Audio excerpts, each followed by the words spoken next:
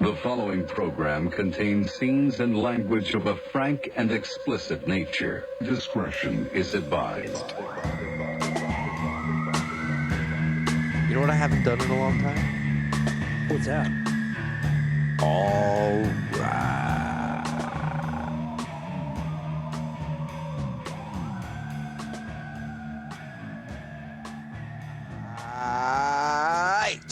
Well done.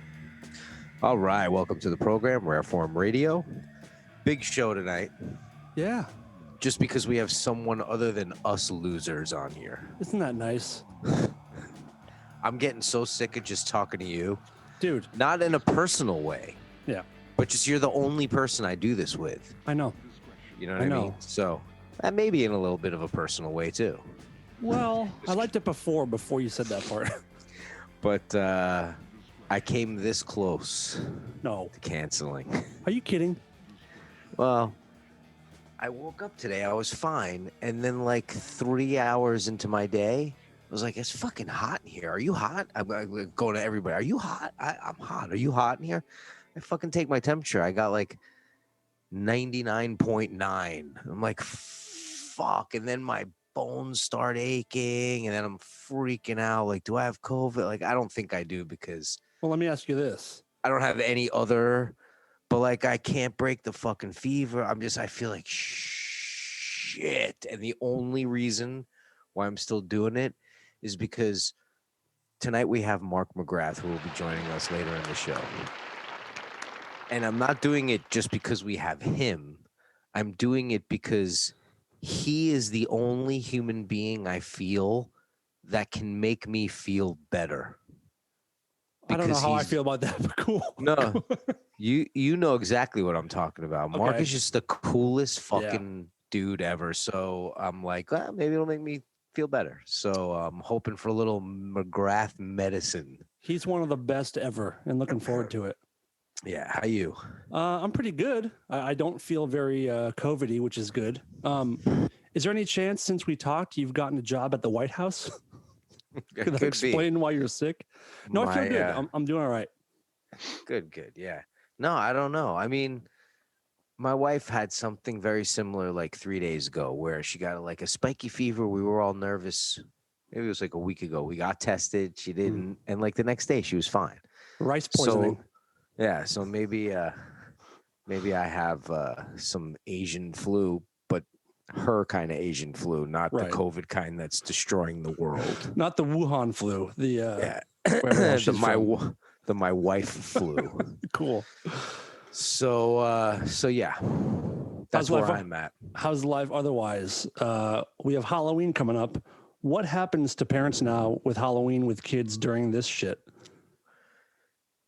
On one hand, it's good because, like, you know, this entails me going out with the kids and walking around and da-da-da-da. And our neighborhood happens to be a kind of neighborhood where people from all different neighborhoods converge on ours because a few blocks down, I live in, like, I call the ghetto of my neighborhood. It's a nice area, but, like, a few blocks that way, it's immaculate and gorgeous, huge mansions. And I'm on like the last street considered this area.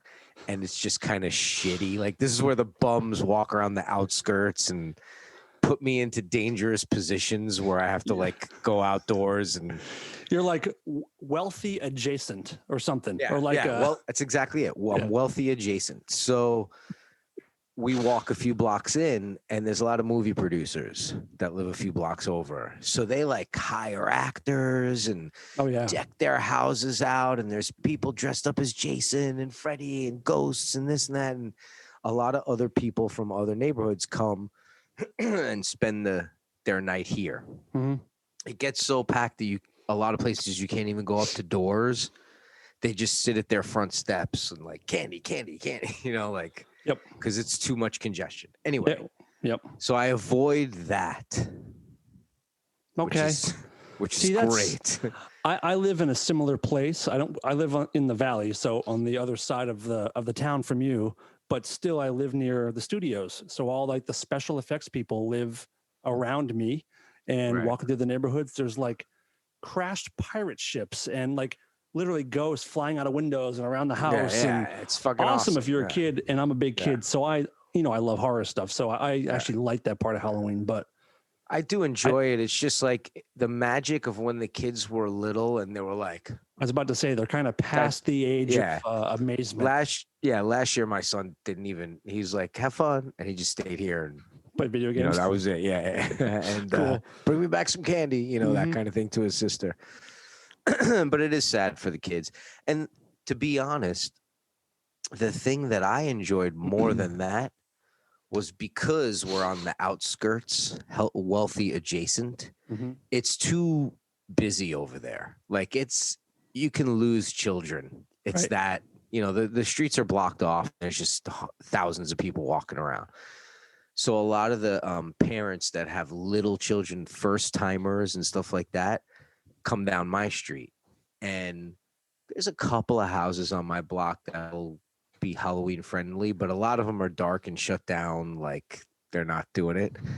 So we get a steady stream of really little kids with their parents like standing at the sidewalk encouraging them, and they're scared, and I'm a sucker. Like I'm like, we're gonna run out of candy. Why? Because I gave that kid 49 pieces of chocolate. We're done. Like they're like, wow, So I miss that part, the giving out of the candy. Yep. So yeah, it's just canceled here. I don't know what it's like in the rest of the country, but I don't know. I've kind of stopped keeping track of what's going on elsewhere because it just I'm trying to change my information input. I've been obsessed with hearing bad news for a while, so I'm kind of trying to do other things. Right. Gotcha. It's getting wild around here. Yeah, it's getting crazy, and it's going to get a little crazier in the upcoming months for sure. Absolutely. So the Lakers just won the championship. Did anything happen in your neighborhood? Did people celebrate? Anything go nuts? I just heard a bunch of guns being fired from downtown and shit like that. There was a lot of fireworks going off and shit like that, and I was like, was there a resolution to the Armenian conflict? Like, you know what I mean? Oh my like, God, dude. Like, because that's what I thought it was. Because I have not paid attention to basketball in years. I mean, I'll watch the championship. Maybe the last time I watched the championship was like 5 years ago. But I'm not a Lakers guy, so I really don't care. Right. And I didn't even know they were playing until like the night before. They had already played all the games, and I was like, wait, there's a championship. Anyway, so when I went outside last night, I heard all the noise of fireworks and shit like that. And then I thought, like, something's going on. You're on such high alert here in Los Angeles, too. Like, is that gunshots? Oh, no. That's fireworks. Right. Looters aren't lighting fireworks. Right. So, like you do a bunch of quick deductions in your head. And then I'm like, oh, yeah. I went online and Lakers win channel. I was like, oh, that's what this fucking dumb basketball. And that would explain, Lakers winning would explain fireworks and gunshots. So yeah. Could be both. Well, the economically disadvantaged shoot guns. They have them, so they shoot them. Right. They can't get the high quality Class A fireworks. No, losers. Total losers. So yeah, I mean, I don't know. It's just so weird. Like, they won the fucking championship. Who fucking cares? Like, what's going on? Who fucking cares? Our guest cares. I know the argument of like, it's humanity, you got to keep things normal, and this is like, sports, and is a big thing, and like, who fucking cares? I'm kind of in line with that lately. It doesn't really matter. Yeah, I like the distraction, but also I don't know. Yeah. I'm very, very torn. Fucking dying here. I don't give a shit about basketball right now. My kids are not going to have a world to grow up in. That's very likely. It's looking that way. Give a shit that LeBron James made some good plays. Like, anyway. Well, in as far as your kids' future, there's some good news. Facebook finally took the step of of taking a stance against Holocaust deniers. So a big step for Facebook lately. Wow. Like we gotta do something. So now they're do something about these Holocaust deniers. Finally, they've been fine with everything, but now they're like they were taking down political ads first, like political misinformation, and now they're getting to Holocaust deniers. So look, social dilemma. Those guys have it right. It just needs to be regulated. Every other form of entertainment is regulated. Social media is a form of entertainment. Mm-hmm. I see it that way. Mm-hmm.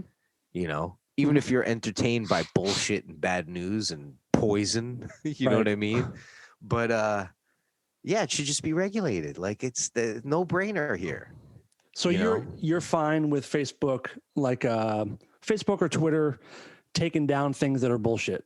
If it's known bullshit. If they're fact checked, then it's bullshit. Yeah, that's the fucking that's what's put us in this mess, I believe. Mm-hmm. There's just too much bullshit out there. And I hate to say it, on the whole, I know there are some fucking amazing people out there. I know there's some really intelligent people. I know there's some amazing creative people. But most people in the world are fucking stupid. Thank you, Todd. That's fact. You know, they're not going to take that fact off of Twitter or Facebook. Please fact check Todd saying that most people are stupid. Thank you, Facebook. Yeah, Facebook's going to give me one of those. Right. Most people are fucking stupid. Do you think that? Do you think that most people in the world are stupid? Yes. Do you mean like just uneducated or born with a brain that can't get smarter? A little bit of both. Okay. And you got to take a brain. It would be an interesting experiment, because if you took the child of like racist, white supremacist, Christian conservative, like all that kind of like all mixed into one, and just yanked them and had them brought up in this liberal free thing, gave them the best education, you know what I mean? Like all that kind of stuff, worldly, traveled, taught them 5, 6, 7 languages, you know, here in America too, like we're one of the few countries that if you're just born here, you don't know more than one language. Yeah. Right. You know, and right. I believe that is because thought happens to come out in language. Mm-hmm. And I believe that knowing multiple languages makes a difference. Like we should all. So we're more limited than like most Europeans that know, like if you're in the center of they Europe, all know English and the language of the country they that basically they're from. Know at least 2, usually 3 fluent languages in Europe. Yeah. Yeah, it's amazing. And that's why I think also like those kind of countries are more interested in history and things like that. Like just lost here. We are so arrogant. I know. I'm the first to fucking admit it. But anyway, back to my point of if you took that brain and put it in those situations, would it gain intelligence? Is it something that's born? I'm sure that there's some genetic facet to it, but could that be overridden?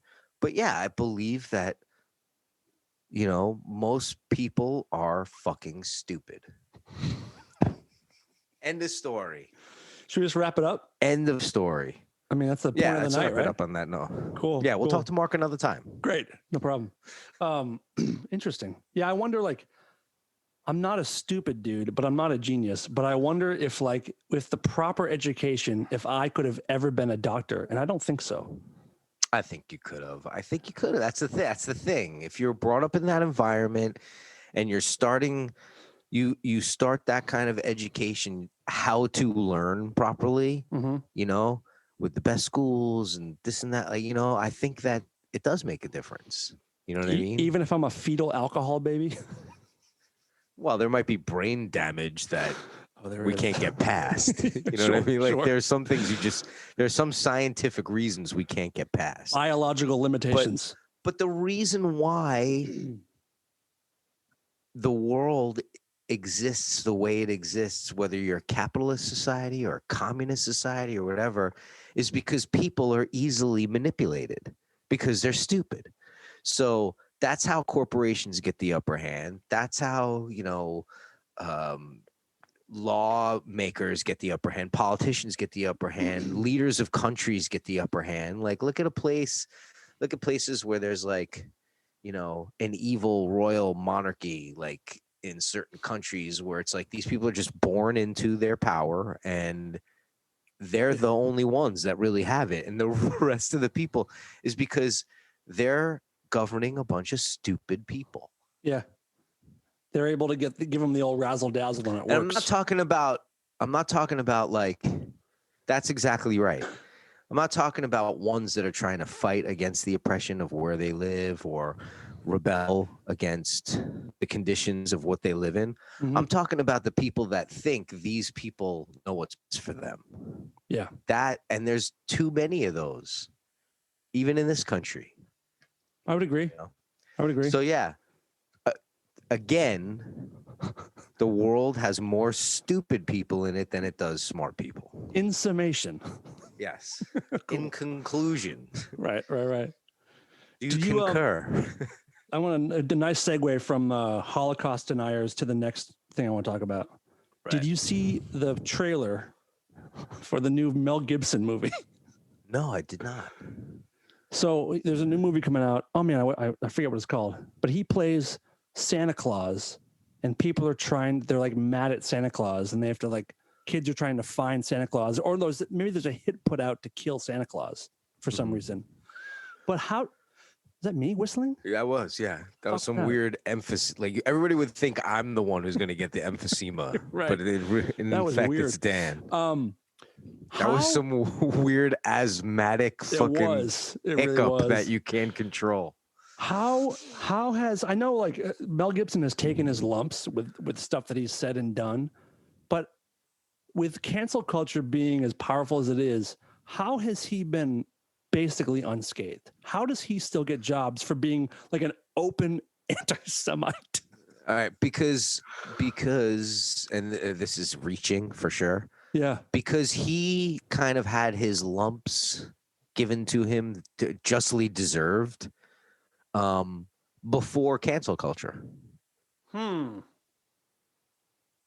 you know what I mean? Like his shit came out before it was cancel everybody.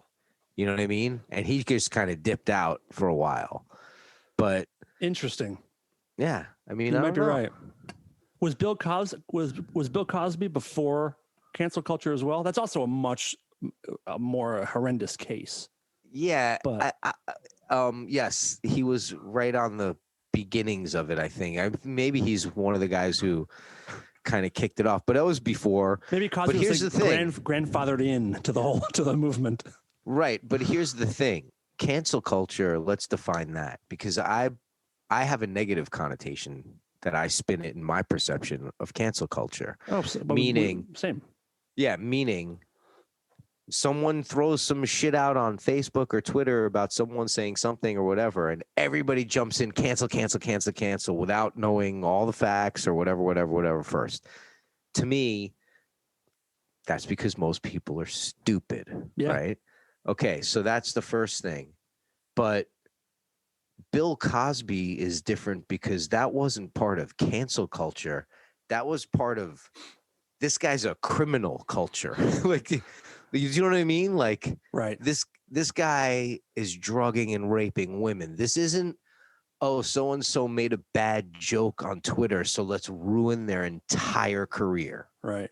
Do you know what I mean? Sure, this is a guy who, you know, so to me, it's two different things. Like, part of cancel culture is the lynch mob mentality of not understanding and just going with the flow of what everybody else is doing. Mm-hmm. So it's different.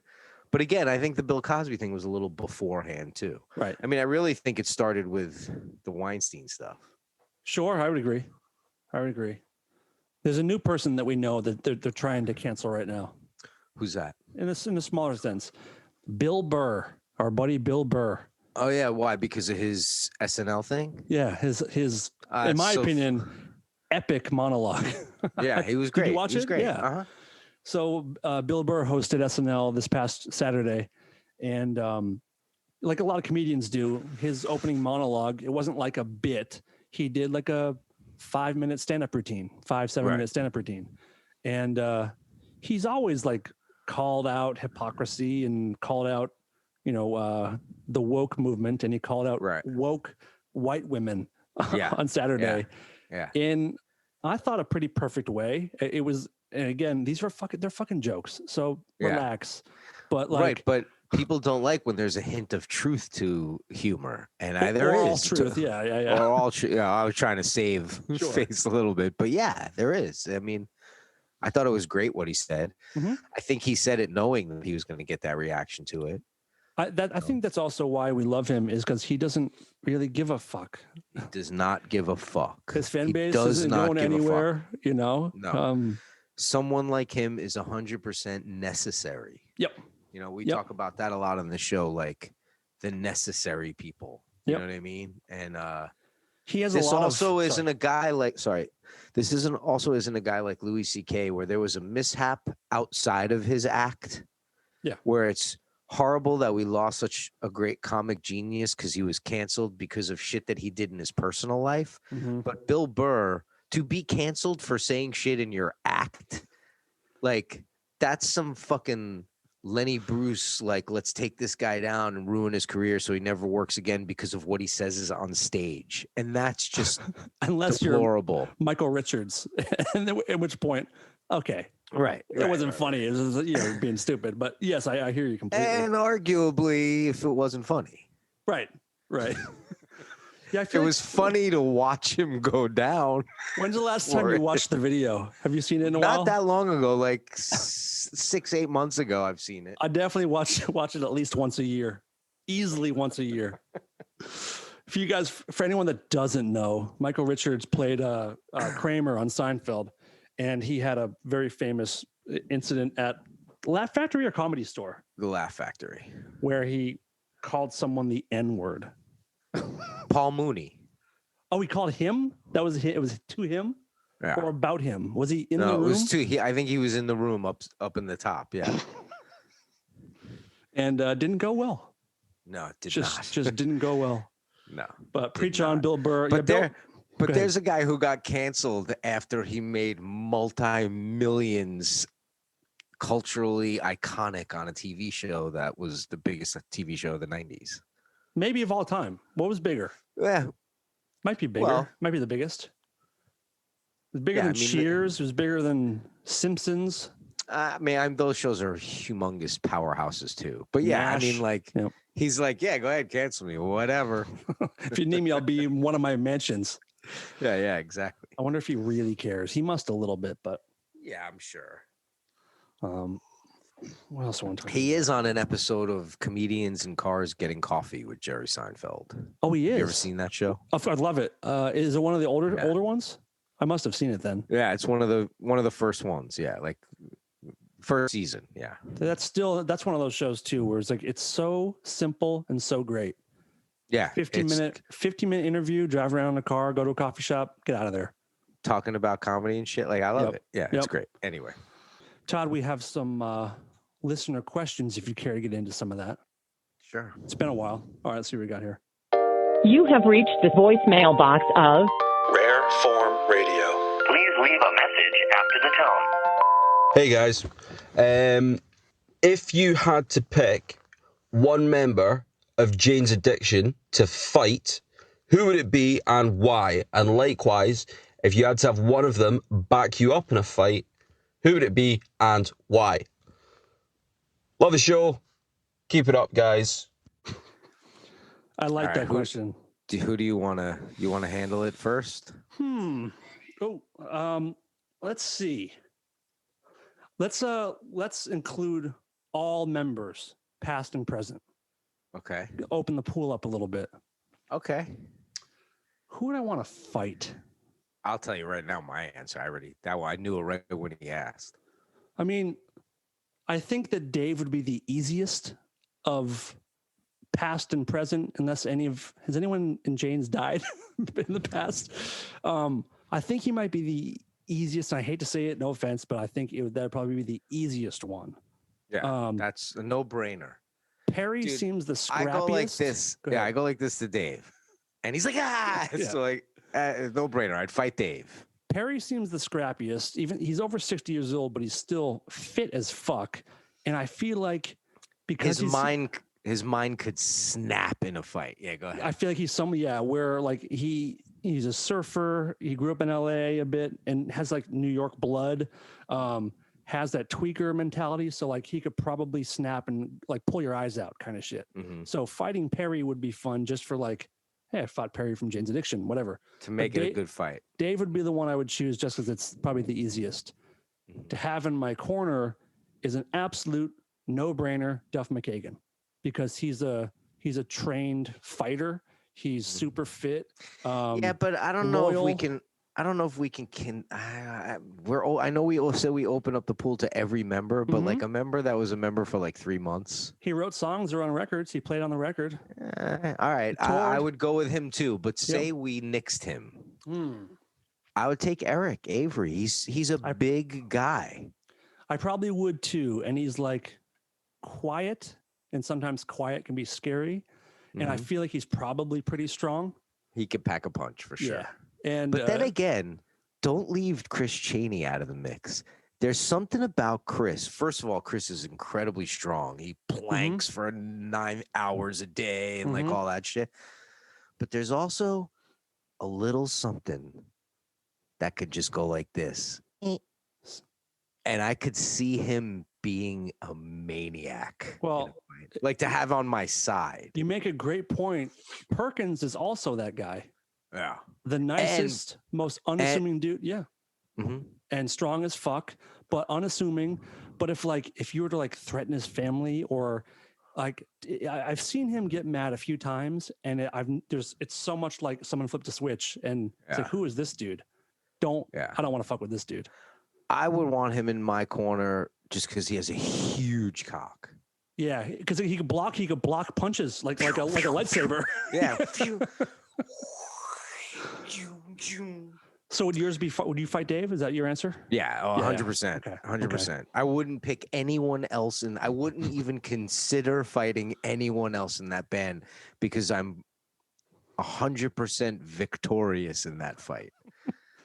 Ooh, I wonder about having Flea on your side. I feel like he could scrap too. Yeah, I bet you he could. Who do you got in a fight between Flea and Chaney? I don't know. There's something about Chaney that I feel is underestimated. I think. Does that make sense? Oh, absolutely. And again, he's another guy that like I've seen him snap, and it's like, who are you? Yeah, who is this guy? I've seen that too. It's great. And I quit.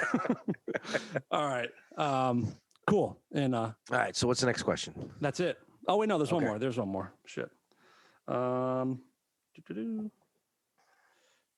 we go. In fact, I would fight Dave even if he wasn't in Jane's Addiction. You can fight Dave tonight if you wanted to. No, go ahead. All right, here we go. What's everybody's favorite deep cut Van Halen songs? Mine's probably Little Guitars off Diver Down. Was just listening to it today, actually.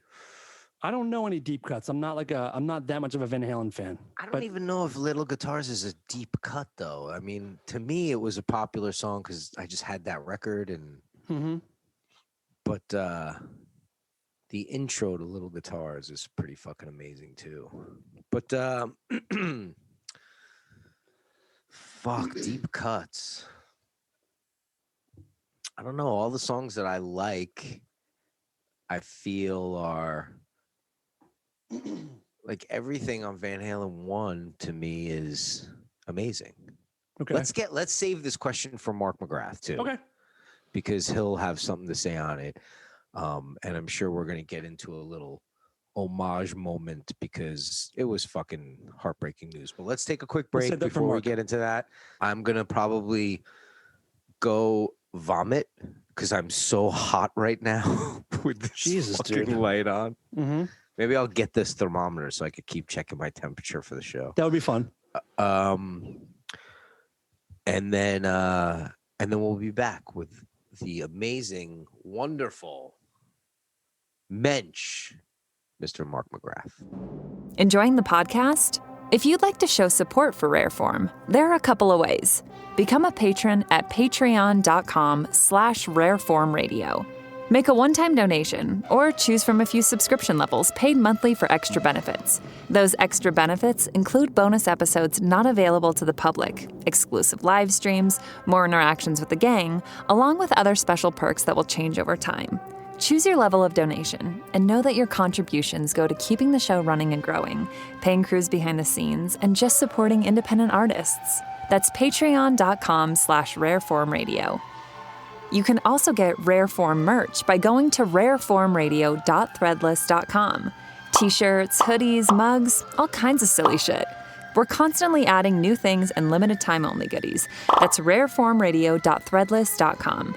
You can also help build the show by subscribing, leaving a review, and most importantly, leaving us a rating on iTunes and Spotify, or wherever you get your podcasts. Lastly, follow the show on Twitter and Instagram by searching @rareformradio.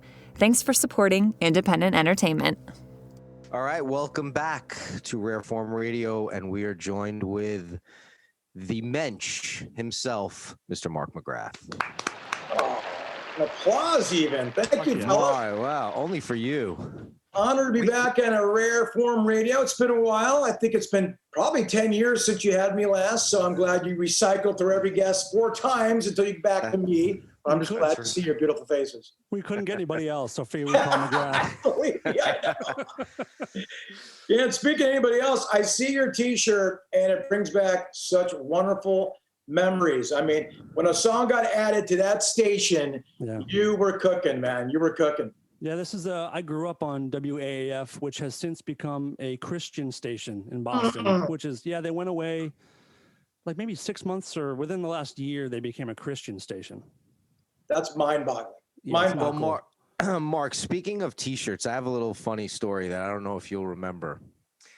But when you and I first started really getting to know each other, was at a lot of the shows and a lot of the back then Camp Freddy shows, now Royal Machine shows and stuff like that. And I would always be wearing like some New York hardcore obscure like Madball shirt or whatever, and you would always comment and you would always know exactly who the bands were, and I always loved that about you. But one day you said to me, you're like, "Oh, you're wearing that Madball shirt." He's like, "I kind of feel like you put those on for me." And my my thought was, that's kind of weird that he would think that I put them on for him. But lo and behold, every time I put on a shirt that's a hardcore shirt, I think of you. So I'm really putting them on for you. I'm like, would McGrath approve of this band if I wear this shirt right now? That's great. Can you imagine the narcissism of thinking that and saying that? Todd, are you wearing that Crumbsucker shirt for me, bro? Yeah. Is that Leeway shirt for me? Exactly. The fact that you even knew who Leeway was. Well, I was like, Mark's the coolest fucking guy. I'm such a fan of hardcore, but like New York was really rolling in the 80s and kind of kept hardcore together with all those CBGB matinees, Youth of Today, Crumbsuckers, Sick of the Ball was coming on the scene. And them. So Murphy's Law and all these great bands that I just got, they're still representing that hardcore that completely died on the West Coast because it's got so violent. Well, you guys had more of a scene that was more welcoming, and don't get it twisted. It was gnarly. You weren't going to mess with anybody in that scene. But it was vibrant, so it was nice to see something still happening, Yeah, the Cro-Mag shows that I used to go to were some of the most violent shows I've ever been to in my life, but they were amazing. East Coast hardcore was not like it was super violent, but if you got knocked down, everyone picked you up again, and you got back into it. Part of it. Yeah, it was part of it for sure. And there was an early community. It was like with the DYS in Boston. Was that the one? There was one like gang of marauders that would just, they were like kind of like DMS was in New York. FSU. FSU, that's it. Yeah. Fuck shit up. It was fuck shit up. That's right. And like, dude, nicest guys in the world, taking care of everybody, protecting the scene. If some punkers were walking home late at night, they weren't the strongest guys, anybody fucked with them, FSU was all on them. And the same with DMS. I always admired that. It was a brotherhood, but if you crossed them, man, it was a wrap. So FSU at one point, when I started going to shows when I was like 13, 14, going to like the 1 p.m. hardcore shows in Boston, that the bands would play early in the day for the underage kids, and then they have the all ages at night. FSU became a bunch of dudes that just went to fuck up little kids. So their whole ideology changed and they became cocksuckers, like super pricks.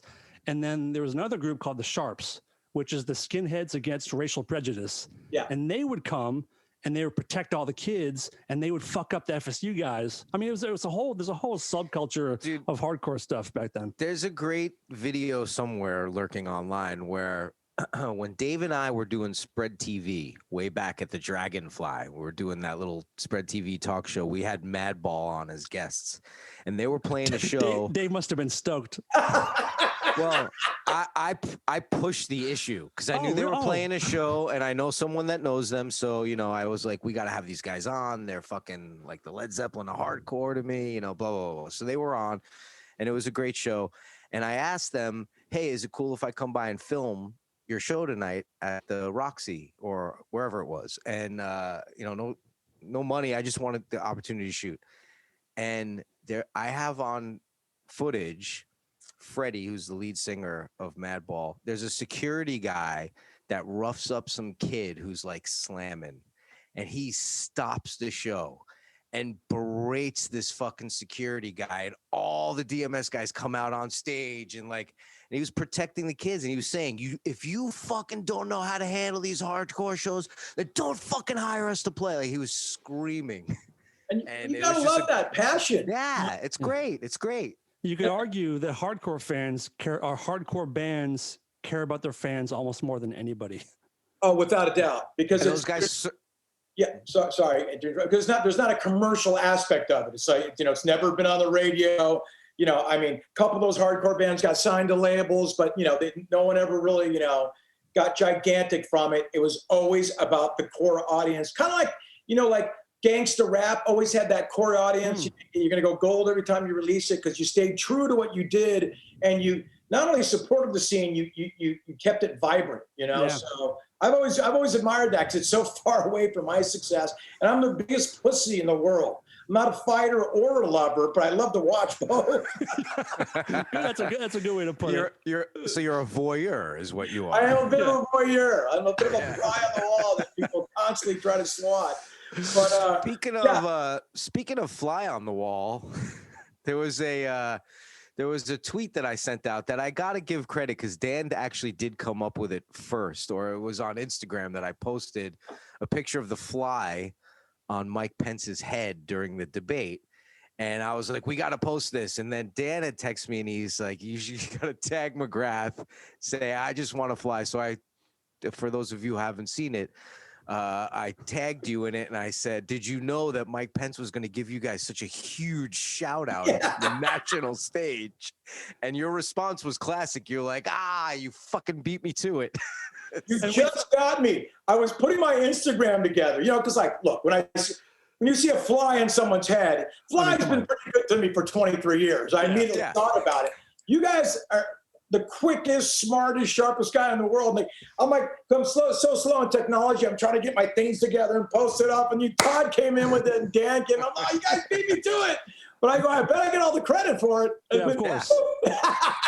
But then I realized it was everywhere. I mean, once again, you are finding yourself in the center of this viral moment, whether it's Cameo or now this Pence fly thing. It's a very peculiar thing, like how you always find your way into these moments. I love it. I love seeing it. And Dan, it's so weird. And I would love to say, I'm orchestrating this, or there's some magic behind it, or there's a thought behind it. Everything is so bizarre. Yeah. And all of them are always misconstrued. They're always like a Three's Company episode. Oh, I thought you were doing this, but he was doing that at the end. Right. Mm-hmm. We'll take you back.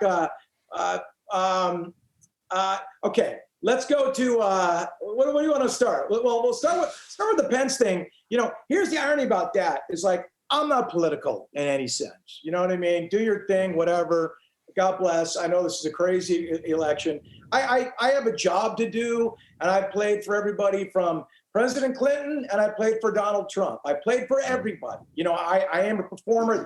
I'm just a 90s saloon singer with a dream. Yeah, that's all I do is perform. You don't pick who you perform to. Yeah, well, wants to hear you perform, But New Year's Eve, Dan hit me up because you want to talk about Mar-a-Lago? You don't have to. Of course, I'm going to talk about it. So on New Year's Eve, I played a show at Mar-a-Lago, right? Now, this gig got booked about 6 months out. They said, "You want this ridiculous amount of money to come down and play 4 songs? Not even with Sugar Ray, just myself and some band."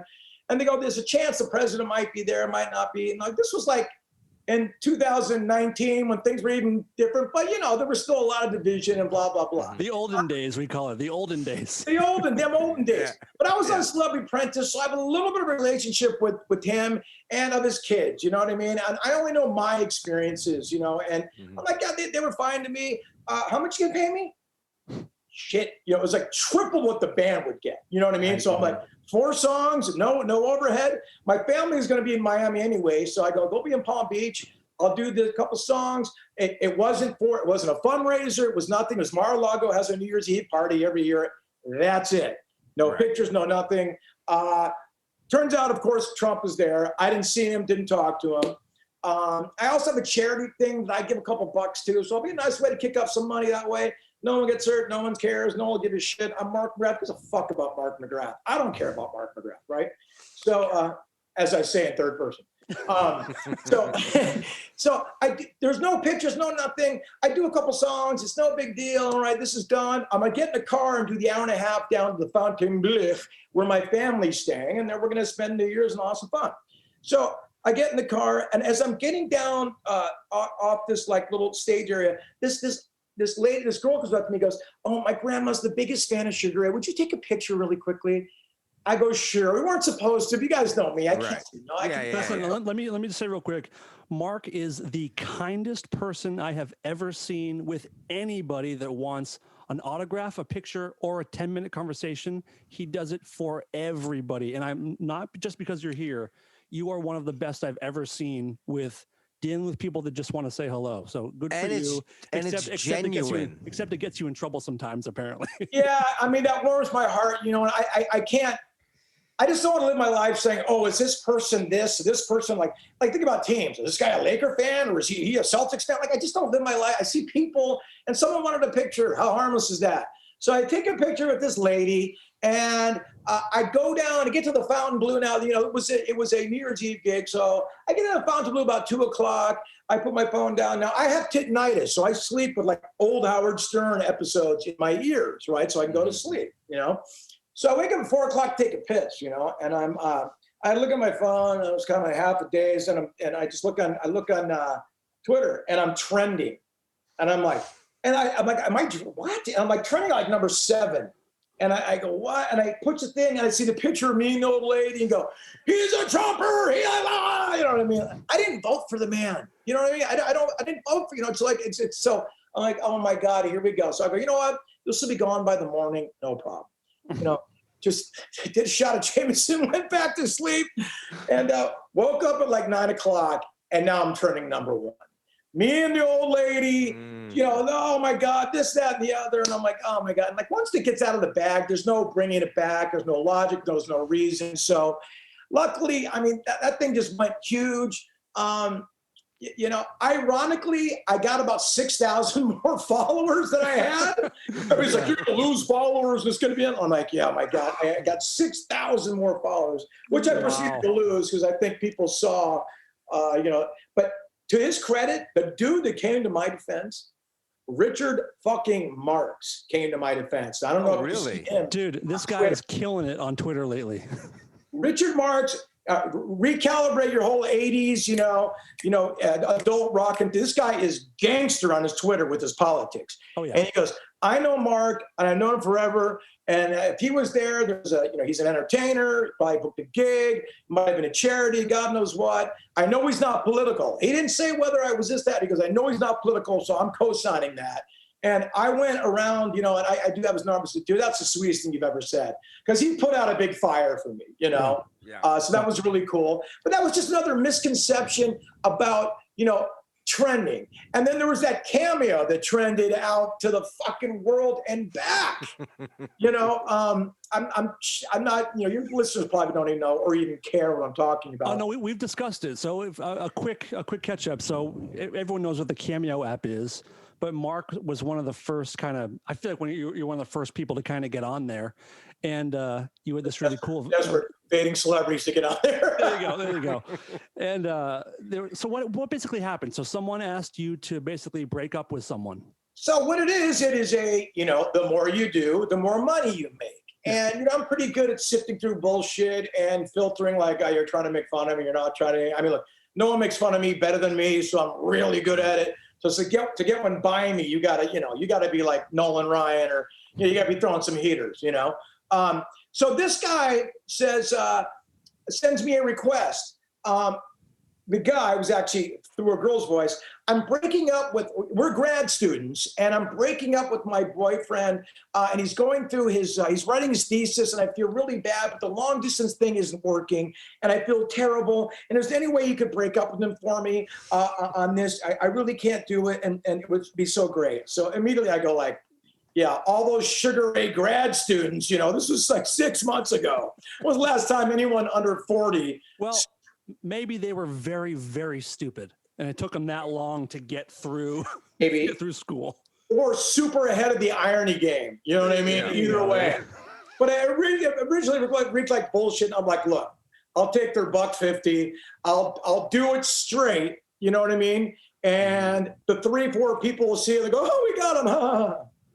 Now here's my luck. Okay, I do it straight, and I also do about 4 minutes. So I'm like, hey, I'm really sorry. I know it's a tough time to do this. I know the cliches, but one door shuts and another one opens, and there's a lot of fish in the sea. And you know what? Who knows? Maybe someday the three of us can high five at a Sugar Ray show backstage, and I'll laugh at this. And I thought that was definitely the giveaway, the tip. You know what I mean? In poker. Right.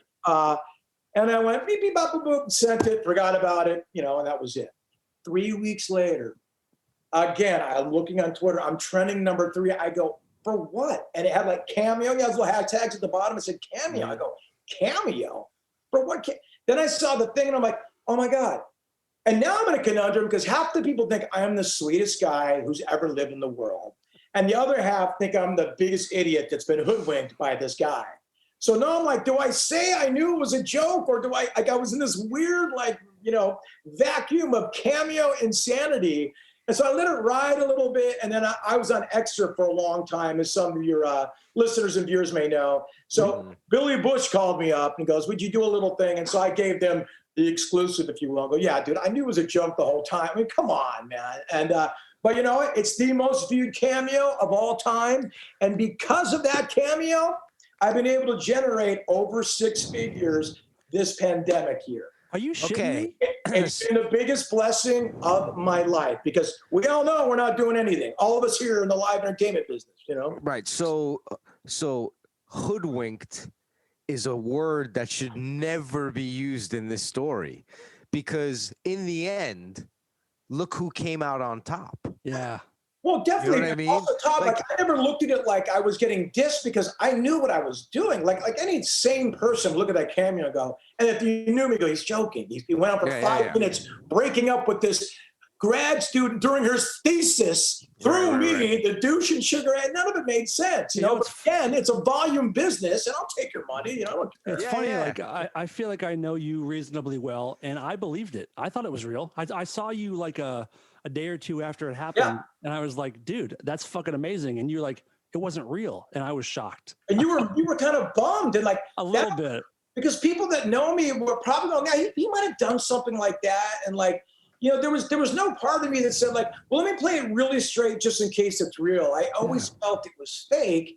And I go, well, I'm just going to get one over on him because he thinks he's getting one over on me. Sometimes I burn myself so bad that nobody else knows, and I'm the only guy that knows that I know that he knows that I had a cat. The reason that I liked it is because a lot of people don't know this, but in 2000, I was with you in Chicago in 2008 or early 2009, and I didn't know you very well at this point, but you and I were in a conversation, and you asked me how I was doing, and I was kind of bummed out because I was in like a 6-year relationship that was kind of like winding down, and I was kind of stuck. I didn't know what to do, and I don't know why, but I confided in you, and I opened up to you about what was going on, and rather than be like, okay, I gotta go, like I don't want to hear this, you listened, and like a brother, you kind of talked me through it and gave me different ways to look at things, and you kind of helped me come to the realization that I should break up with this girl, which I did, which led me to marrying my wife, who I've been with for over 11 years now. So you helped me in one of the most crucial moments of my life where, had you not helped, I don't know where I would have been. I could have been in like a 15-year horrible relationship where I'm miserable, but you gave me some great advice, and I want to thank you again for that. So that's also why I love that cameo, because it seemed like you were helping somebody else, like letting someone down easy, you know? Well, Dan, first of all, I appreciate that. That warms my heart. And I appreciate you like feeling, safe enough or willing enough to confide in me, bro, because I felt instant connection to both of you guys the second I met you, because when I walked into that Camp Freddy, Royal Machine World, you guys were like, the soldiers in the front, kind of. You guys knew where all the bodies are buried, how it all worked. And I just remember being super like insecure and scared. And you guys were so welcoming and kind that I felt right away, all right, these guys are great. And it must be a testament to what the band's going to be like. And it was great. And here I am all these years later, a part of the whole thing. Mm-hmm. But, dude, you deserve, Dan, when I broke my heart, you had the stories, I'm like, you deserve so much better. You're such a good cat. And I'm glad to see it lived to that. But I always say this, man, I'm an expert on everybody's relationship in the world. An expert.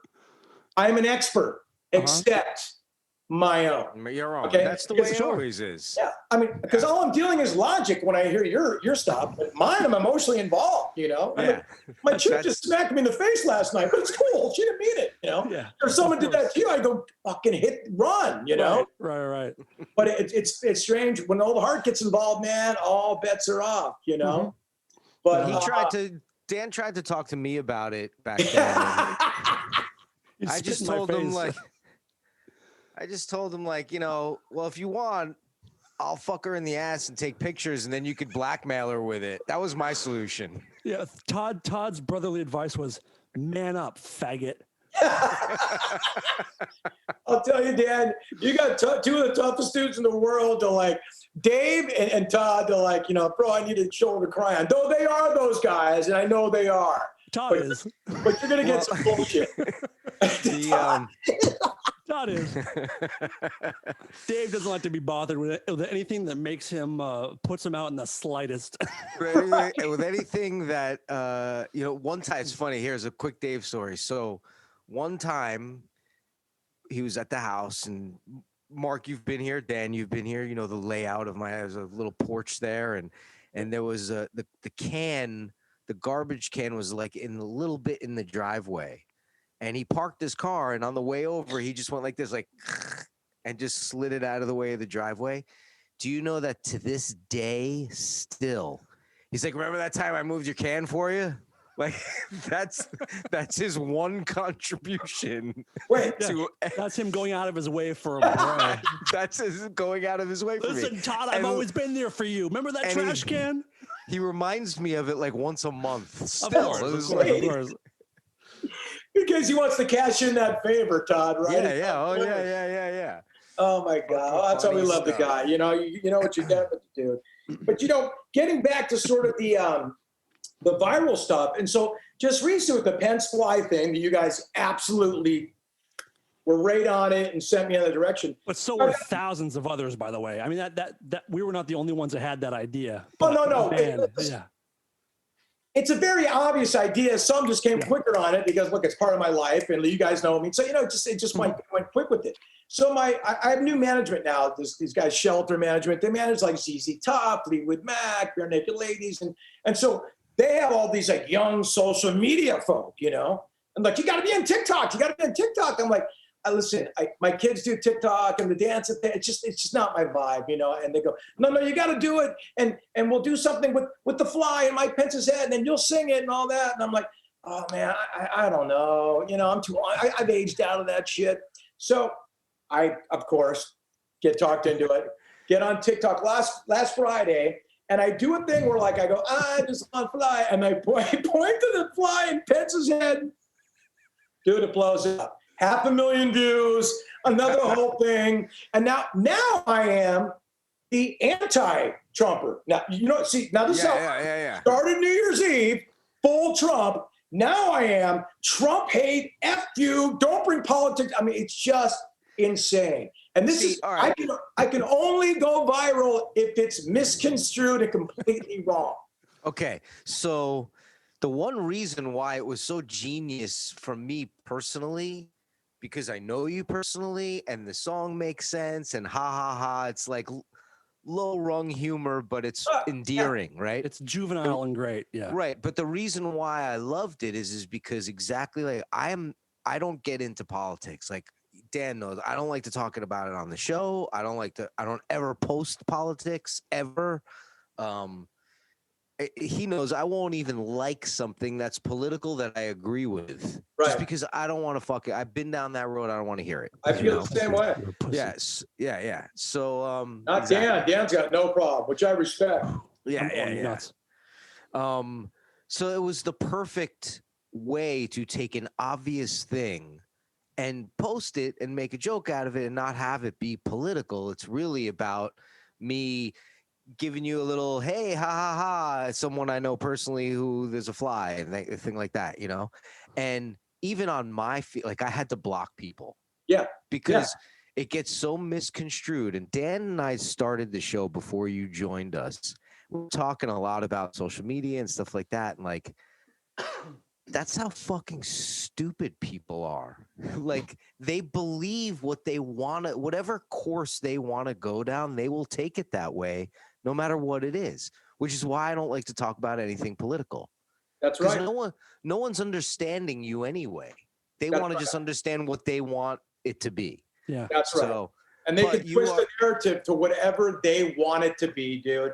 And then you can't really follow up and fact check because that doesn't exist anymore. And I said, fly landed on Pence's head. I didn't think politically. I go, fly landed on dude's head. That's funny. I say, fly. Hey, I'm going to point and say, I just want to fly. Everybody get it? Right. And then, if it landed on shitstorm election year. I just totally forgot, you know? If it landed on Kamala Harris's nose, you'd be getting shit from the fucking left. Right. But I would have done the same thing, though. Right, of course. Exactly. That's my point. Yeah. If it landed on Chris Wallace's face, I would have done, you know, and then it would have been a clusterfuck. So I agree with you, Todd. Like, you can't even just have a non-opinion opinion about something that's kind of funny. It's like a lighthearted joke becomes this fucking nuclear bomb. Everything is the Cowboys or the Giants. Like there's a team. What are the Yankees and the Sox? What do you want? There's no intermingling. Pick a side, Hatfield or McCoy's, and that's when politics are dangerous, man. Because then we're not having discussions anymore. True, right? And we all know that it's not the Sox. Shut the fuck up, Todd. Shut your fucking stupid old man face. This is what I always say to Dan. You know what the worst problem with people from Boston is? They wish they were New Yorkers so badly. Wow. Okay, and we're out of time. Thank you, Mark, for being here.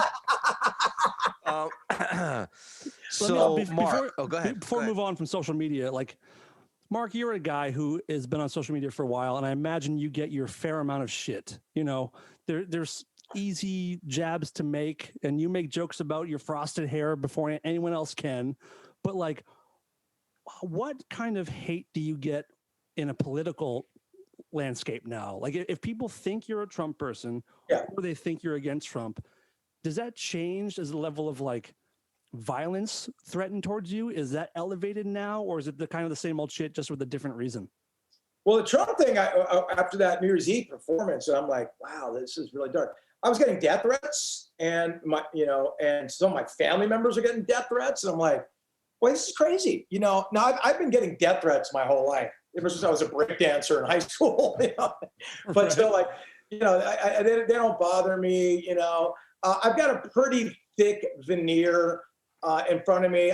Like I said, I live in a self-effacing zone where I always make fun of myself. So it would take a lot, you know. I get a lot of the sugar gay stuff because of that video that was made 25 years ago. I'm still on your side. I'm still on your side with that one, though. That was fucking great. Well, I need to completely put that in context again about that. And somehow that kid in that video keeps getting younger and I keep getting older. It's like Mark McGrath yells at fetus. You know what I mean? And it's like, you know, that night, that kid was in the bar. Okay. So he either had the best fake ID ever or he was 21. So, you know, listen, I come into that bar, it's 2:30 in the morning, I'm drunk as high, I'm probably high and everything else, you know, and I'm out of my mind. I got the cocaine on, you know, the whole thing. So, but Madonna was having a party, right? watch your feet for dropping names there. But she was having a party, so there was a lot of gay folk there, and people were hanging out and stuff. And paparazzi was kind of new. There was no internet back then. It was like 97, 98. There was no internet, no social media, no nothing. This is something that ran on hard copy. Right. Like, that was where you saw shit. Yeah. Exactly. That's where these things were fed to. Mm-hmm. And so Madonna was one, a couple superstars would have paparazzi follow. Madonna was one of them. And there'd be a group of just like people hanging out and just, scenesters. So it was about 2:30 in the morning. I walked Madonna out, like, people are a little aggressive and pushing and stuff like that. And, she goes, walk me to my car. I go, sure. I gave her a kiss on the cheek. That was it. I thought it was the coolest guy ever. It's Madonna, right? Yeah. So I'm walking back, and all of a sudden, the energy just changed. Like the derogatory comments, the F-bombs that were being thrown, the homophobia. Believe me, sugar gay was one of the most, was one of the least offensive terms being thrown. That's just the one that got me involved. And I go, all right.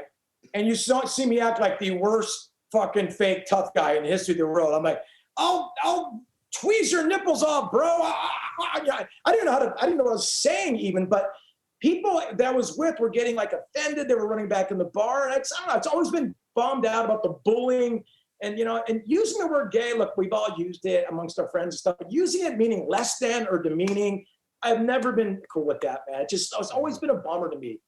So that's where that reaction kind of came from, and how that kid became some kind of martyr or hero is beyond me. But whatever. I mean, that's the kind of context what happened there. Of course, it's gotten chopped, rubbed, flipped, and then it's this little 12-second narrative that Mark McGrath yells at a 12-year-old kid last night. Yeah, but people seem to forget what you were yelling about. That's right. You're defending gay people. My gay friends. Yes. They're intimidated. Of course. You don't say that fucking shit. Yeah. He was defending Todd, you. Don't do this to me. Not in front of Mark. Please. He was standing up for Dan's rights. But you know what I mean? Why was that cool to you? I mean, we know whatever. Like, look, I even said the guy, but then I go, we're not homies, dude. We don't got it like that. Mm-hmm. Which is one of my best things, but they didn't cut that out of the video. They left to tweeze your nipples in and eat my fuck or something. I had a lot of great Lee Ving shots in there, man. I remember you and Dave came into me once at a rehearsal, and this is the thing. I thought it just kind of disappeared, and it did disappear. I think Entertainment Tonight and Extra ran it the next day and said, Ricky Martin's out, Madonna's new love's in, Mark McGrath. Here they are walking out. It was this very mellow and sterilized version of it. But of course, I didn't know the internet was going to get invented by by Al Gore. Listen, go ahead. And then all of a sudden became this thing. And then every year, there's a new group of 14, 15-year-olds to discover it. And it's the greatest thing they've ever seen. So it's just become this huge thing. But the context of it was, man, it's just, watch your fucking mouth, man. Watch your words, Yeah. And someday some guy who is tough is gonna light you up. And it's probably gonna be a dude in West Hollywood, man. Let's do this. Yo. You just got to be grateful that you didn't name your band Sugar Rigger. I'm just saying, you made a good choice by going Sugar Ray. That's all I'm going to say.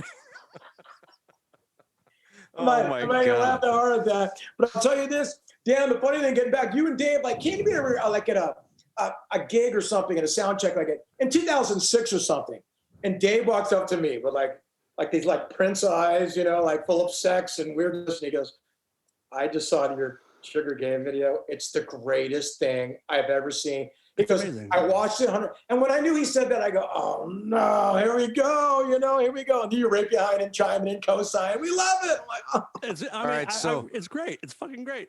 It's embarrassing. I acted like a moron. It bums me out. I wish it didn't exist. But the core of what I was trying to do, I would do it again, just a lot differently now, 25 years later. We know you hate it, but we're adding the video right now on the YouTube link. So I was talking to Dave yesterday, and I was like, he's like, oh, what are you doing? I'm like, oh, we're going to have Mark on tomorrow night. Dude, you're going to get into the Sugar Gay thing? You got to talk to him about that. Definitely. Okay, let's watch it. So he sends me the link. So we just saw it yesterday. I understand. I promise you, Dave watched it today. He'll send it to me. Yeah. Have you seen this? 2 weeks ago. That's his ongoing joke. He goes, have you seen that? Which is great. Yeah. Did the child in the video ever find you? Did he ever find you on social media? Have you ever crossed paths again?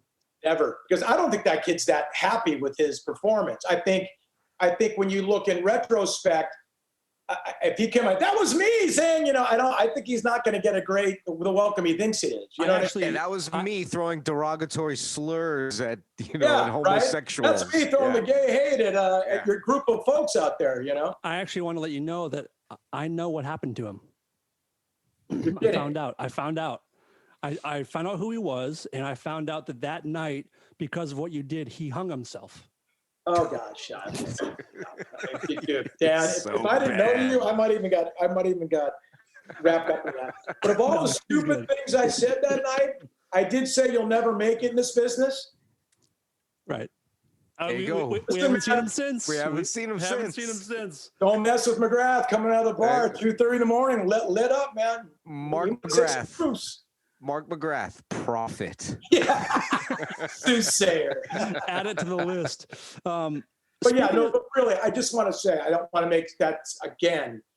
I want to stipulate, I always say I reacted, because I wasn't going there looking for a fight. I'm out there being the moron I am, drunk, but I reacted like a drunken idiot that it was. It's embarrassing. I wish it didn't exist, but again, we see it differently, because I still think that you were championing the right thing.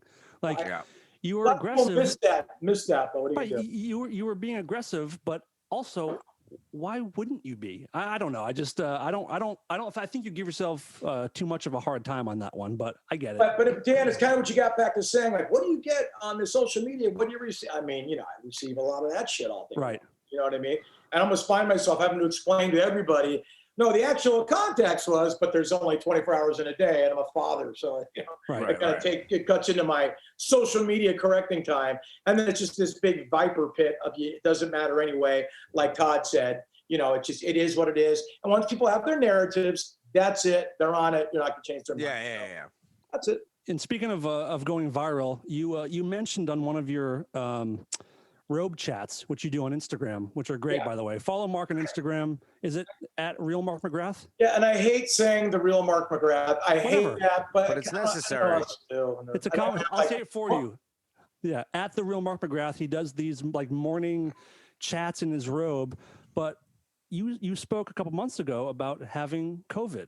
And I'm curious what your experience was with it. You're the first person that I knew that got it that actually didn't die. So I'm happy that you made it.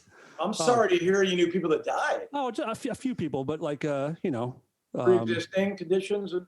But no, one of them, Adam Schlesinger, I assume, the guy, Fountains of Wayne dude. Yep.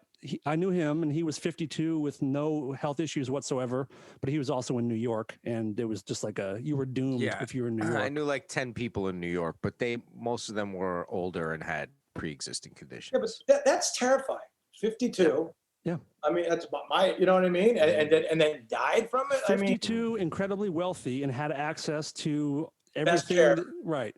But he was put on a ventilator, which they're now kind of thinking that might have led to a lot of deaths somehow. So anyway, so what was your experience? Like, what were your symptoms? How did you find out? How'd you get it? What was the whole rundown? One of my best friends, you guys know, is Dr. Amin Rahadi over at Cedars-Sinai. So I was lucky to have some access to a doctor that had some information. But, what happened is we have a nanny, lovely lady. She's been with us like 20 years. She was our housekeeper. She's become a family member. Once the kids came 10 years ago, she became a nanny. She went to a party in July. And she said there was going to be 5 people there. We know them all. We said, yeah, no problem. Don't worry about it. And she was very, adamant and meticulous and about what she needed to do. But there was like more people there than she thought. So she stayed for a little bit, left. Okay. That was just like on a Friday. Then Monday, she calls my wife and goes, I don't feel very good. I've got a thing in my throat and blah, blah, blah. And my wife goes, listen, we're going to my doctor, Dr. Schnittman, out there in Beverly Hills. I think Dave knows him. And he's just kind of, Beverly Hills, highfalutin doctor that you could get if you had the dough, you could get a test right away and get the results back quickly. Right. So my wife takes her over there, and while she's there, my wife goes, let me just get tested too. I'm here, let me just check. She gets tested. 6 hours later, we get a call.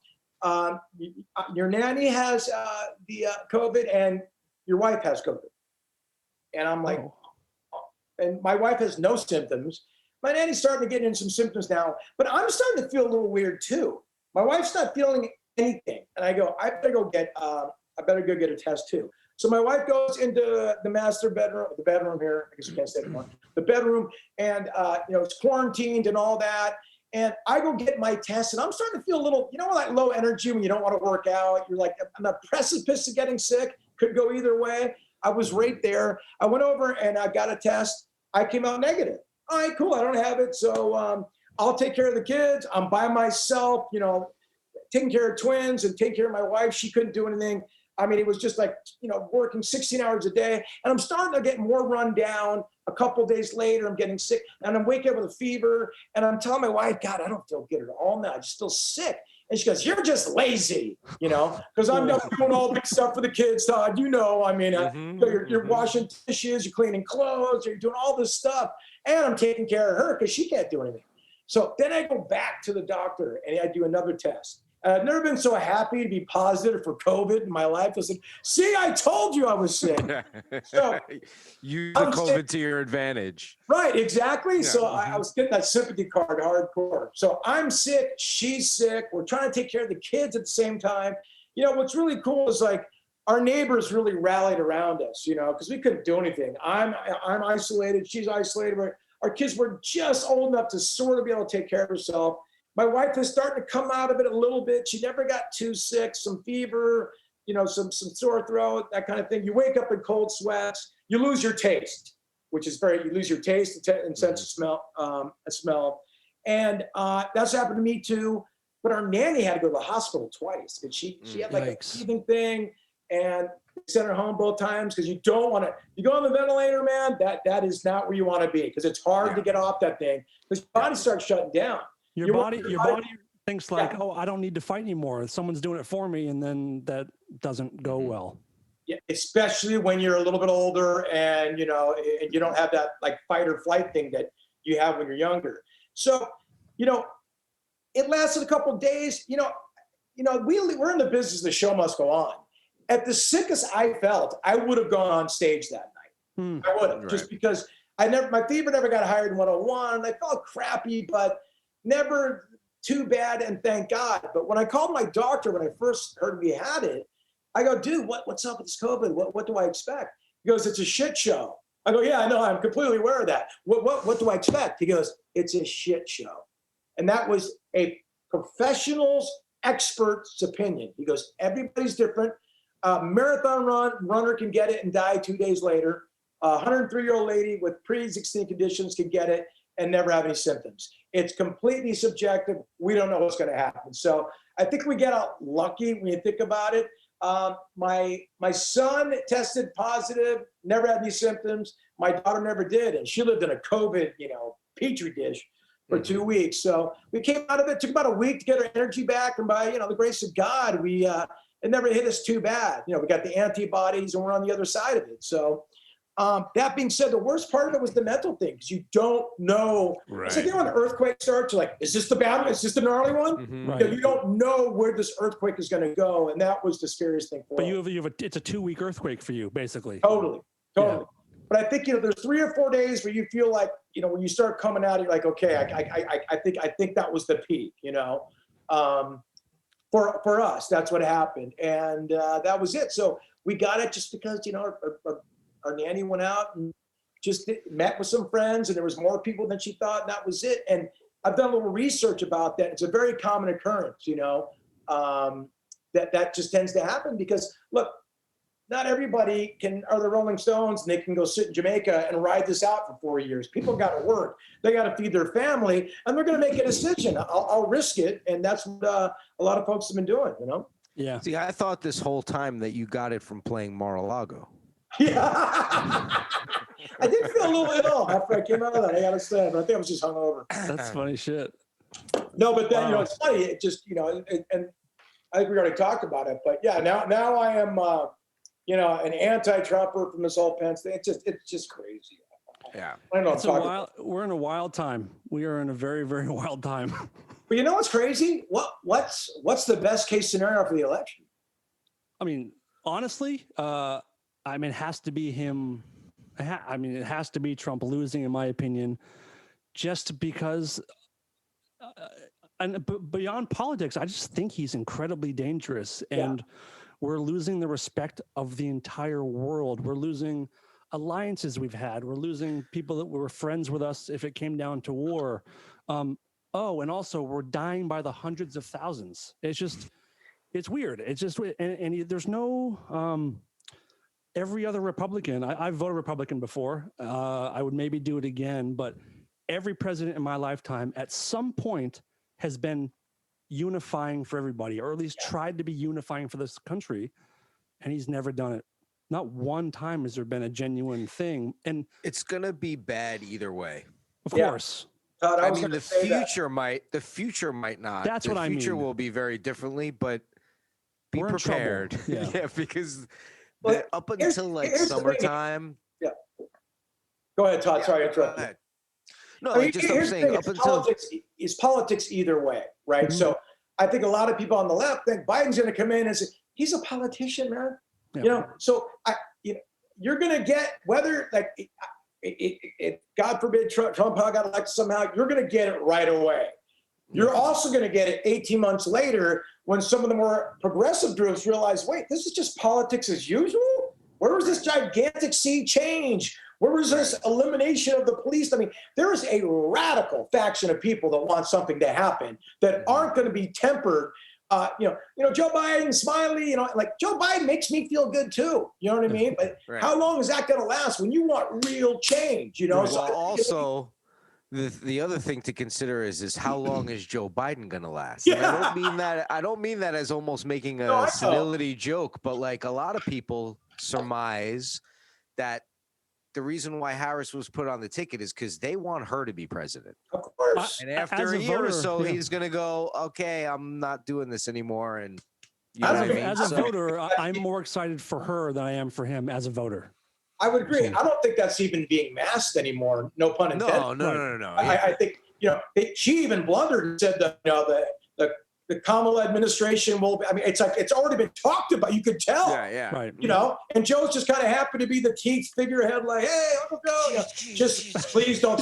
I don't know why Jim Carrey, he better get a Golden Globe and an Emmy for all of the nuances in that performance in SNL was so great. Just the cocking was worth just every amazing. second of it. A lot of Fire Marshal Bill came out of that Joe Biden. Yes. Oh yeah, good call.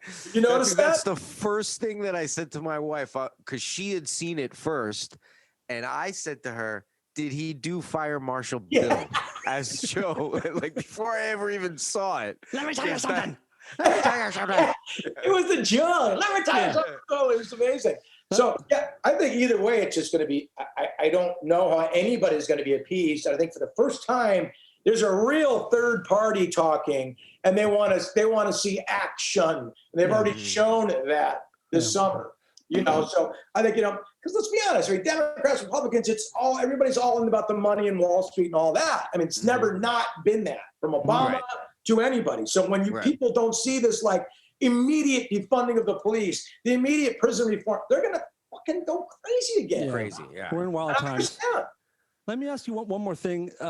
Not even politically, but like we all of us here are Howard Stern fans, and Stern has mentioned on multiple occasions that he knows Trump pretty well, and he said that the guy that we see on TV is not the guy that Stern knows. You spent how much time with him before? How long were you on The Apprentice for? I spent 3 months with the guy. Okay, so can I ask, like, what was your opinion of him when you were working there? What kind of guy was he to you? Like, what if you were to describe him pre-2016? What would you say? Yeah, and I think it's kind of the reason why I kind of get stuck in this like weird Trump vortex, and I'm a Trumper because I do know him and the family from being on Celebrity Apprentice. I mean, these reality days, there's 16-hour days, especially on Celebrity Apprentice, where I've never worked harder in my life and begged people for money all day, which is the hardest thing for me to do. And Ivanka would come in, and Eric and Don Jr. would come in, and so they come in for hours, and you build a relationship with the people. And I never heard Trump say anything untoward. He was nothing but a gentleman to me. I can only judge people by their experiences. I always say this, I don't think anybody was more surprised that he became president than Donald Trump. He got into that race to build his brand. That's what he does. He's a brand builder. Now, 100%. Yeah, he found himself, he fell on some rhetoric that was working somehow, obviously fed to him by Steve Bannon and those guys, and was like, wait a minute, okay, because I, in the mid-90s, was at like a trans club, which was a hot club in New York, and Donald Trump was there with some of the New York Knicks, and Puffy was there, and he was just hanging there, red tie, goofy, out of place, but he was there. I mean, he was always a very sort of, liberal guy, always hung with everybody, always, shaking hands with Jay-Z. I mean, he was like kind of like the cool, Mac Miller has a song called Donald Trump. He was kind of the cool guy in New York. So that's kind of the guy I met. He was a gentleman. He was cool. When I got fired, he brought me in his office the next day and for 45 minutes talked to me about what a great player I was. I just got lost in the reality show, sort of a hurricane and blah, blah, blah. If you ever need a letter of recommendation or anything, I'm here for you. And I really believed it. I mean, so he was nothing but cool and kind to me. The only thing he ever said weird was Lisa Rinna had just had these big lips put in, and she had just got them taken like down a little bit. And he goes, Lisa, I noticed your lips, they seem smaller. And she goes, yeah, I was tired of having the big lips. She goes, does Harry mind? That was the only weird kind of set, but it was innocent. It was funny. I didn't care. So that was my experience and kind of led me to going, Mar-a-Lago, he might be there. I don't, you know what I mean? I'm not political. I know the guy a little bit. I wasn't going there to make a stand. I wasn't going there to plant a flag. I wasn't going there to raise money. I go, if I see him, I'll be it, Also, just in light of what you're saying, say you, Dan, we make this bid to run for president, and there are people talking, say this, say that, you're building your brand, then you win. Like, who knows? I might become Hitler from that experience. Do you know what I mean? Like who knows what that fucking does to the psyche? Well, it's true because you know what I mean? What do they say? Absolute power corrupts absolutely. I mean, you're not just running for let me be president you're the president of the United States. What would you do to sell your soul? I will say this, I'm disappointed with a lot of the rhetoric he's used because it wasn't the guy I saw on the TV show, kind of getting back to the people you were saying, you know what I mean? It wasn't the guy that I knew, but I think he's really just, he's really trying to, galvanize his base and knows but it's been disappointing with some of the irresponsible things. As someone's gone through COVID, they're very irresponsible. It's kind of referring to, it's not a big deal. Not all of us got flown on Marine One to, Walter Reed, that 95 guys, but so that kind of bummed me out. And I think you guys said it best, the lack of humanity in whenever there's been a problem in the past, the fireside chats, FDR, JFK Jr., all these incredible speeches, we don't remember what happened after. We remember the speeches. Remember, wow, those were amazing. President, when Bush threw that first ball out of the Yankee game and then strike, and it was I got goosebumps. I got goosebumps. Yeah. I went and watched that the other night. I didn't vote for it, but you know what I'm saying? It's just like, wow, man, he just lacks any presidential qualities. I really didn't know kind of how narcissistic he can be. I didn't know that was in him that much. I was a little surprised to see the division that he caused, Right. Do you think he is still the guy that you know, or do you think he's become this new thing? Has he transformed forever at this point? I think once you go through that, President of the United States, I don't know how you don't change somehow. You can't go to the crossroads and make the deal and go back. That's the whole point of that story. He's not going to have the Darth Vader back to Anakin moment. No. He's not going to have that. And you know why he's not going to? Because I think he's going to find a very different world to come home to. The man loves New York City. He's never going to be welcomed in a diner, restaurant. You know what I'm saying? So, you can sell your soul all day, but there's a price to pay for that. Yeah, for sure. Dan, let's Dan, move Dan's into so funny. Dan hits me up and goes, "We don't talk about politics, man. It's cool. I won't even bring it up." I go. Let me just see where it goes. And I was like, Dan, just throw one out there. He'll fucking go on tangent. Believe me. Oh, no, but I actually truly, I am intrigued at the human being that he is. I'm just curious, like someone that knows him, just the perspective of before and after. I was just curious, but I'm happy to move on for sure. Yeah, let's move on. Go ahead, Mark. Oh, sorry, Todd, but you just look at the people he kind of surrounded himself with for years. The Michael Cohens, the guys that just I don't know, man. You know, what do they say? You know, show me a man's friends, and I'll show you the type of guy he is. You know what I mean? I don't know. The company you keep. Yeah, the company you keep. Yeah, exactly. Company you keep. So we want to let Mark off the hook very soon, but I thought that this would be a good thing to wrap up and reading him one of our listener questions and having him answer that question because it's a good one. It's a good one because I want to know your thought on how you felt, which I'm sure I know exactly how you felt on the passing of our hero, Eddie Van Halen. Oh man. So. Yeah, we have a listener question here, and you can answer that question and then kind of go into how you're feeling about the whole thing because I was hit harder than I thought I would be. Me too. Yeah. You know? Here we go. Go ahead. What's everybody's favorite deep cut Van Halen songs? Mine's probably Little Guitars off Diver Down. That's actually a good selection.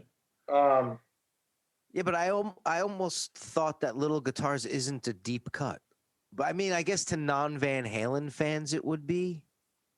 For me, you'd have to go to Sammy Hagar Van Halen to have any deep cut Van Halen songs. For me, right. You know, those records meant so much to me. Those were good. They were good, and they were so revolutionary. And let's not forget about the punk rock element to Eddie Van Halen's guitar playing. Eddie Van Halen saw Stiff Little Fingers at the Whiskey in '78. Okay. Wow. The guy was very interested in the punk movement, and Van Halen saved rock and roll, meaning they were the bridge from the '70s, rock and roll, like the Deep Purple and stuff. It was kind of dying out. Like new wave was coming in, punk rock was coming in, and Van Halen kept that bridge, that lane open long enough for rap to join, for Quiet Riot to join, and it was because of the genius of Eddie Van Halen. When you hear Eruption play, and then you listen, you really got me. It's the heaviest thing you ever heard, and it's not. And I mean, it's two chords, but it's the heaviest thing you've ever heard. And when I look at greatness, I judge greatness kind of by this, and I said this in my road chat. What came before it and what came after it? Because David Crosby said something. I don't know if you heard about David Crosby's reaction. Someone asked him, like, what do you think about Eddie Van Halen's past? And he went, meh. What? Yeah. Yeah. His reaction, David Crosby on his Twitter was, meh. And he goes, to me, there's only one God, Jimi Hendrix. And I will agree that Jimi Hendrix was amazing, but Eddie Van Halen right there. And like in terms of what they did. I have three. Like I want to ask you if you agreed on this, but I have three guitar players in my mind that reinvented the instrument, and it's Hendrix, Eddie Van Halen, and in my opinion, Tom Morello are the big three for me. As far as like you're doing something that we've never heard, seen, thought about before. Do you have anyone you'd add or any thoughts on that? It'd be really hard to argue against that. There's players like Prince and Stevie Ray Vaughan that were just so virtuoso. There were such virtuosos that you want to put them up in terms of resolutionizing the instrument, but I don't necessarily think Prince did. The guitar was an extension of him. Right. Stevie Ray Vaughan, extension, great tones and great players. But even Jimmy Page, I don't put as Page, innovator. You know what I mean? He did the bow and that kind of stuff, but like, that was a trick. That was a trick. Tom Morello wrote songs with yeah. But you could say those are tricks too. You could say that the whammy pedal is a trick from Morello as well, but he used it as like his core sound. But it's a trick. But as you know from playing Bulls on Parade, it was part of the song. Bow wow, bucka buck. Led Zeppelin never really, wrote a song around the bow. It was more of like a Stony Space Jam during Madison Square Garden. Right. Okay, so there's a great interview at the Smithsonian with Eddie Van Halen. He did like 5 years ago, like 2016 or something. He talks about exactly that, tricks. It's like what people call tricks. And he goes into how he couldn't afford pedals and stuff like that when he started playing. So he had to learn how to make those sounds with just his fingers and the board. Whoa. So certain tones and certain pedals and certain guitars even were made to emulate his sounds that he did without using any effects. So right there off the bat is innovation. When you have companies cashing in on, you know, the Floyd Rose thing is his invention, you know, and but that's, if you are an Eddie Van Halen fan and you haven't seen it, watch it, because he goes into his childhood, he goes into his family, he goes into the musical background and all of it. But he talks about that, how these weren't tricks. He's like, people like to call them tricks, but it was the only way I could play because I couldn't afford to buy anything to make it sound any different. So he learned how to make it sound different with his own bare hands and Frankensteining the guitar and all that kind of stuff. Yeah. Well, to say necessity is a mother of invention, you know, it's one of those deals. And you know what? There's a Guitar Center in America you couldn't walk into before posthumously that isn't hearing playing Eruption. I mean, you know, so like, you know, everybody tried to do the hammering, tapping and stuff, but Eddie made it his own. I know he wasn't the first to do that. I know I'm aware of that, but he integrated into his music and made it palatable for others, as opposed to it being a trick. It became, wow, he's starting a song with that. You know, it's an elegant part of the solo, you know, which is something he did, and he revolutionized the instrument. And Morello, I couldn't agree with you more on him as well. Couldn't. Yep. He talks about in that interview him and his brother going to see Zeppelin at the Forum way back in the day, and watching Jimmy Page go like with his one finger, and that's where he came up with the idea. If I, instead of doing it with one finger, add all my fingers, like he said, I didn't invent it. He says that right out, but he's like, but using all the fingers he's like, I came up with that idea from watching Jimmy Page. Oh, and he does those pick taps when he taps the pick on the frets. It's fucking amazing. Like when Navarro does that jump solo when we do those Royal Machine shows, it's my favorite part of the set every show when he starts doing those pick taps on the frets. You guys are gonna hate this, but Dave Navarro, revolutionary guitar player. There was no alternative music before Dave Navarro started playing guitar. It was called college music. Yep. Okay. Yep. And Jane's Addiction and absolutely entered in that alternative era. I mean, you know, because Ritual de la Vigil came out before Nevermind, correct? Yes. Yeah, Ritual was 90. Nevermind, I think, was 91. Yeah. So, like, you know, like they were really starting that alternative lane, and then, you know, Nirvana just broke it wide open. But Dave, dude, I mean, I know we all know him, so it's almost weird to be like, I would throw him right up there with those fellas. We've said this a million times that he is a tragically underrated guitar player. Like, and some of it you can't tell unless you ever hear like the isolated tracks or watch him play. He wrote the weirdest fucking things that don't make sense. And the genius of Jane's is that Dave was doing something, Eric Avery was doing something completely different that shouldn't make sense, but it worked. But Dave he's so innovative. And Perkins is just doing tribal drums all day. And then Perry, and it's like, you know, that is a band truly the sum of its parts. Yep. Yeah. Yep. Yeah, you know, exactly. 100%. But Dave also is a great singer, man. Dave I know. Has a great voice. He won't sing. It makes me so mad. He just hates it, but I agree with you. There are some songs that he's like, you know, when we were filming Morning Sun, I had to sneak one in because it was like married with an art film that we put in there. But I was like, let's use Slow Motion Sickness at the end. Let's do that. He was like, no Janes, no solo stuff. No. And I was, so I got to sneak one in, but he was adamant against it. And I'm like, dude, some of these songs are so fucking killer that you're singing on. It's so funny to hear the voice of the child that we're talking about who lost his mom, you know, and he was like, you're not talking me into it. Fuck you. Something people don't understand, like if you're not in the Royal Machines Camp Freddy world, the sound checks and the rehearsals that we have are unbelievably. There's so many layers, so many moving parts, and so many guests. Mark's now a full-time member, which you by the way, a whole new life to that group. So thank you for coming and being part of that. It's so nice. But there's so many different singers doing different harmonies and different parts. And Dave is always the guy sitting on the side being like, do it like this. And he's always right. And then someone's like, why don't you just do it? He's like, nope, someone else do it. But he knows. We'll be sitting there going, sweet emotion, like terribly. And Dave can nail it and has no problem not doing it. I know. Sounds cool to me. Dave, you do it. He's like, nope. I love his commitment. I love point of reference, Jimi Hendrix hated the sound of his own voice. Is that true?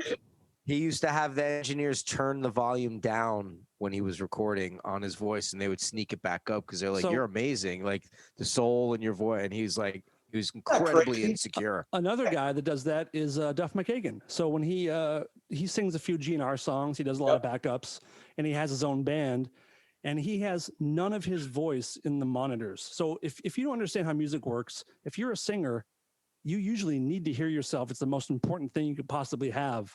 Mark, can you imagine doing a set without hearing your voice? Like just he's only relying on the front of house? Just relying on house. I mean, now I think GNR is now fully on in-ears, but back in the day, up until like 5-6 years ago, he listens to all front of house.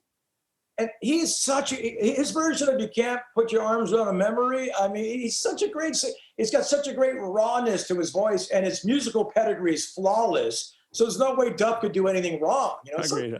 Look, anybody's ever sang is insecure as hell, but it pisses me off when people have great voices don't sing, because I sing all day. I'm the last guy that should be singing. Oh, no, I'm not going to let you get away with doing this on Mark McGrath. I'm not going to let you do this on Mark. I'm a bad singer. I'm an unprofessional loser guy. I'm not taking it. I'm not having, not on my show, bub. It's my whole rap. I will throw this in. When I go to the shows, which I've been going to for years, and you're always one of my favorite people to see, obviously, before we go, and I drive Dave over, I'm like, oh, cool. Gonna hang out with Mark a little bit. It'll be fun.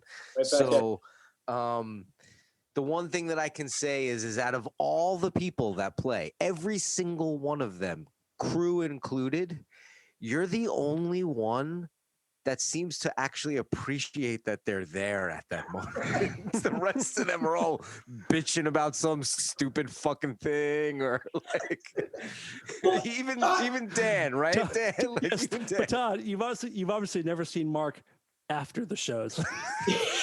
I still appreciate I'm there. I just don't know I'm there. There's been a couple epic Mark moments post-show where he needs to be consoled and people go into his room.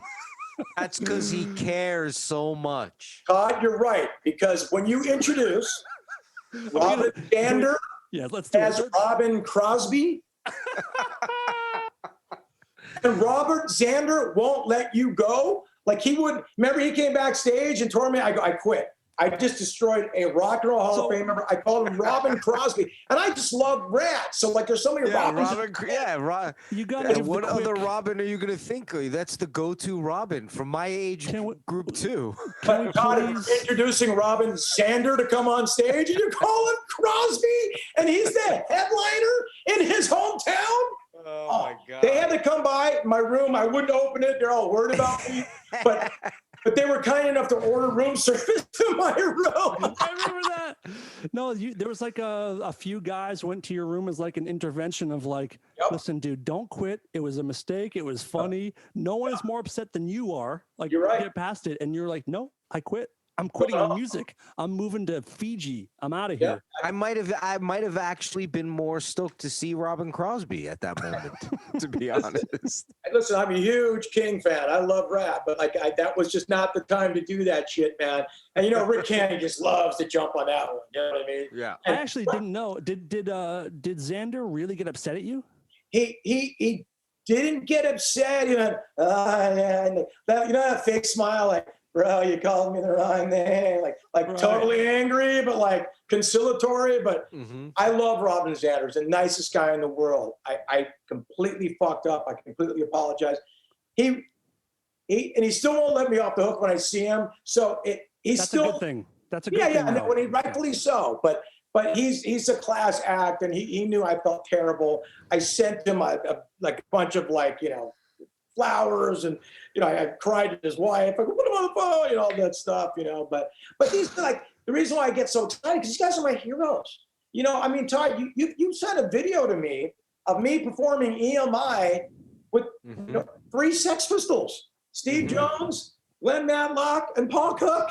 I mean, if you can't completely enjoy that, then don't do it, man. Yeah, and I just for the record, I didn't send anyone anything else because I knew you're the only fucking person that would appreciate it. It's so well cut. I literally cut it for you. Oh, and it's so well shot, and it looks so cool. It's one of my favorite things, and I might put it on every now and then. I might watch it by myself. Awesome. You actually you just said something that wants me. I want to give you one last question, if you don't mind. Yeah. You've been doing music for a very long time. You've been very fortunate. You're still a working musician, which is more you can ask for nowadays anyway. Sure. What are some, besides what you just said, what are some of the more surreal moments of your career where you're like, whether it's acting, whether it's on stage, where you just can't believe that this is happening? Are there any that stand out? Yeah, definitely. And one night in particular when I went, it probably will never get better than this moment right here. It was April 18th, 1999, and we're opening up for the Rolling Stones in Las Vegas, okay? So every morning's #1 on the charts. We're opening up for the Rolling Stones. We had a couple songs, enough that the crowd knew us, so they weren't too vicious. They were kind of into it. It's Vegas, everybody's partying. Show was going great, half-hour set. Even we can't fuck that up. But hey, I just want to thank the Stones, man. This is a dream come true. I mean, I'm sure you've heard it a million times, but I just want to thank them so much. I got one last song. It's #1 right now. I couldn't ask for anything more than open for the Rolling Stones and play a #1 song. Thank you. Except that Keith Richards and Mick Jagger are right there watching us play this song right now. Ladies and gentlemen, I Can Die. And we went into every morning right there. They were right in the monitor road, watching like this. And I'm like, and I knew right then it might never not get better than right here. Yeah, I mean, right. it's not close. Goosebumps again. Cool, but never that, But then, I got to act with James Caan. I got to train in a Las Vegas episode. So I got to perform with the Beach Boys. I mean, I can go down the list and bore everybody with Camp Freddy and Royal Machines. I mean, it's just such an incredible. I mean, from Ozzy to Billy Idol to Billy Gibbons, these people have become my friends. Yeah. Billy Gibbons goes, "How you doing, Mark?" And does it to you guys. You guys know what that's like. It's amazing. So Yeah.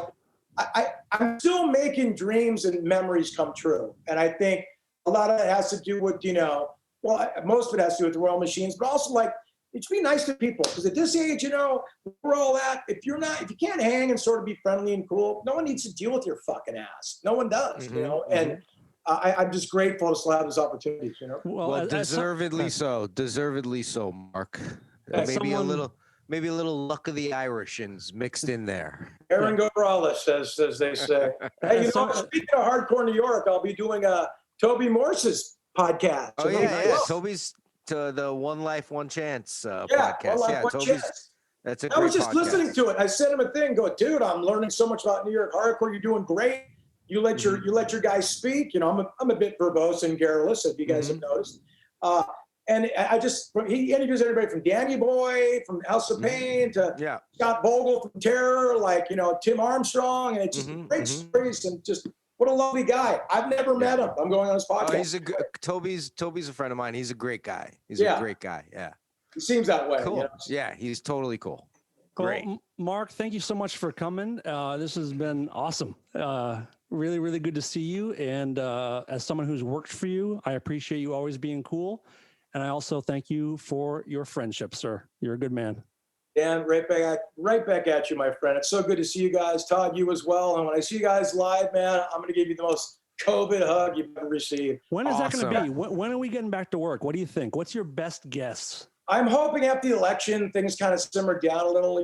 When I saw sports start coming back and people are starting to watch football games, here's the thing. It's never going to be perfect again, guys. It wasn't perfect before COVID. Be responsible. And if you don't want to go, don't go. Don't go. It's going to be that simple. I mean, because whether there's a vaccine or not, we just can't keep submarining this business called music. We can't. We got to go play again. We got to. Yeah. If you don't want to go, and you got family at home, I got it. But, some of us got to go out there and I'm we can't all make feeling, cameos all day, you know? I'm feeling June, July is my guess. I think you're right. Like normalcy-ish.